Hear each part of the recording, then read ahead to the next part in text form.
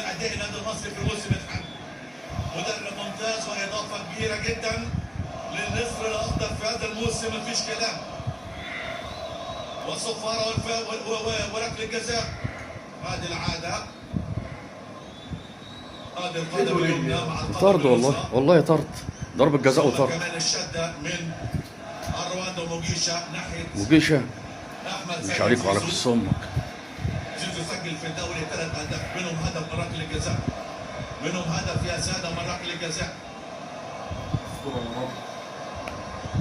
على طول ركله الجزاء في النص يا زيزو ما تتبعش. بقدم النجم ربنا الجميله تنزله. احمد سيد ثواني. زيزو. والمتالق اليوم محمود حمدي حارس المرمى. احمد سيد زيزو الحارس محمود حمدي. زيزو ويحط يا عيني يا ابن المتناكة، يا عيني يا ابن الوسخة، عينيا اتقلعت.